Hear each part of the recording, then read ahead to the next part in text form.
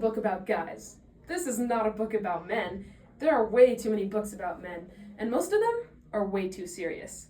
Men itself is a serious word, not to mention manhood, and men tend to attach great significance to manhood. This results in certain characteristically masculine, by which I mean stupid, behavior, which can produce unfortunate results, such as violent crime, war, spitting, and ice hockey. So I'm saying there's another way to look at males, not as aggressive macho dominators, but as guys. What do I mean by guys? I don't know. I haven't actually thought about it. One of the major characteristics of guyhood is that they don't spend much time thinking about their innermost feelings. There's a serious question as to whether guys actually have deep innermost feelings.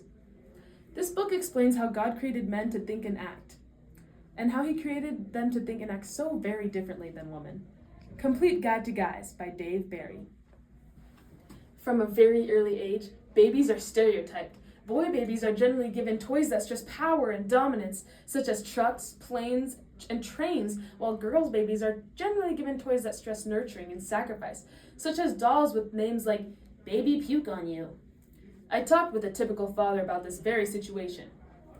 When my son Rob was born, my philosophy was that you should only have politically correct, environmentally sound, gender-neutral toys, such as spinning a top carved out of non-endangered wood and recycled tofu. So, determined to purchase something along these lines, I went to the toy store. Okay, what I actually got was a remote control tank. I couldn't help myself. This was a really neat tank. It can climb over all sorts of obstacles, such as books and pillows, and my son Rob, poor innocent little infant with basically the same motor skills as a watermelon, still unable to operate it himself, so I had to operate it for him, and did so at every available opportunity. He seemed to enjoy it, as was indicated by the increase in his drool output. Eventually, there came a dinosaur face. Rob loved dinosaurs, and I don't think this is because dinosaurs were fascinating, diverse creatures. No, I think Rob loved them because they could stomp an enemy flatter than cheap pizza. Power! That's what dinosaurs symbolized. We're talking about massive, 40-foot high creatures with fearsome claws and gigantic jaws. Creatures that did not have to go to bed unless they felt like it. Cartoons shown to little boys didn't help either. They're infested with character names like Commander Rock, showing such shows pretending to have uplifting themes such as environmental awareness and nonviolence, but in fact they almost always involve macho behavior. Oh no, it's Anthrax, the evil villain with no care whatsoever for the environment, and it looks like he has... That's right, you fool! I have the giant aerosol hairspray container! Oh no, that means, that's right, the extinction of the spotted owl. Listen, Anthrax, be reasonable. No! Okay then. Ooh, ooh, ooh, ooh! As he beats Anthrax to a pulp. Every species is important. That's why we all need to recycle and eat hearty, nutritious meals, like the Fruit Loops you see advertised during this program, part of a complete breakfast. Eventually, there comes a time in every guy's life where the dreaded woman comes. Now, contrary to what many women believe, it's fairly easy to develop a long-term, stable, intimate, and mutually fulfilling relationship with a guy. Of course, this guy has to be a golden retriever. For some guys, it's extremely difficult. Let's say a guy named Roger has been dating a woman named Elaine for some time, and then one night they're driving home. Roger, do you realize that as of tonight, we've been seeing each other for exactly 6 months? There's a silence in the car. To Elaine, this seems like a very long silence. She thinks to herself, gee, I wonder if he's bothered by me saying that. Maybe he thinks I'm trying to push him into some kind of obligation that he isn't ready for, or is unsure of. And Roger thinks, gosh, 6 months.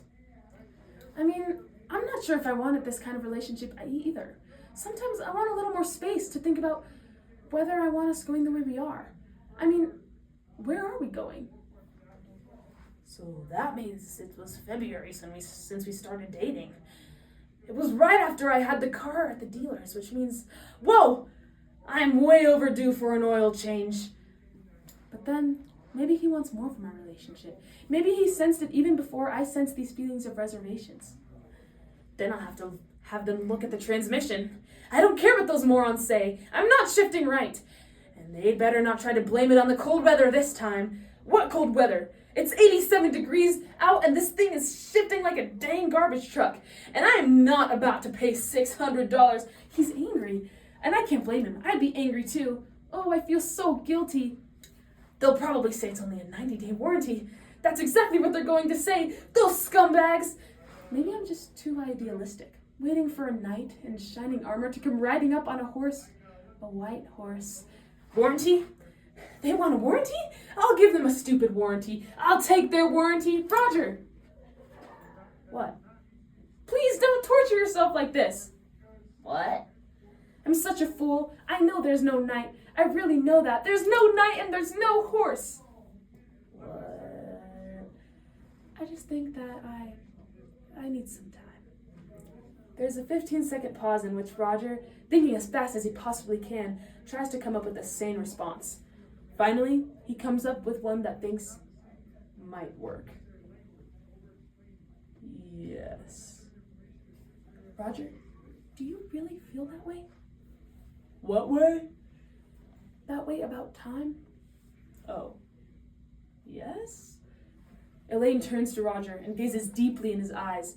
This makes Roger nervous, so he looks down and finds that he's driving 95 miles an hour. Between her gazing and his speeding, he's very nervous about what she might say next, especially if it involves a horse or a cop. Thank you, Roger. No.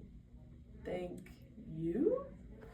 Then he takes her home, and she lies in bed, a conflicted, tortured soul, and waits until dawn. Whereas, where he gets into his place, he turns on the TV, opens a bag of Doritos, and immediately becomes deeply involved in the rerun of a tennis match between two Czechoslovakians he's never heard of. The next day, Elaine will call a friend, or perhaps two friends, and they'll talk about the situation for 6 straight hours, analyzing everything he said and everything that she said, going over it time and time again, exploring every word, gesture, and expression for nuances of meaning. They will continue to discuss the subject off and on for weeks or even months, never reaching any definite conclusions but never getting bored of it either. Meanwhile, Roger, while playing racquetball with a mutual friend of his and Elaine's, will pause and say, Norm, did Elaine ever own a horse? A guy in a relationship is like an ant sitting on top of a truck tire. The ant is aware on a very basic level that something large is there, but he cannot even begin to dimly comprehend what that thing is, or his nature of involvement with it. And if the truck starts moving and the tires start to roll, the ant will sense that something important is going on, but right up until it rolls around the bottom and is squashed to a small little black dot, the only distinct thought that will ever enter its mind will be, and I quote, huh? Let's face it, the world needs guys.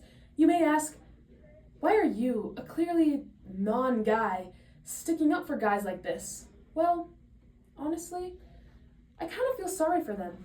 I mean, sure, they can sometimes be annoying, but think about what the world would be like without them.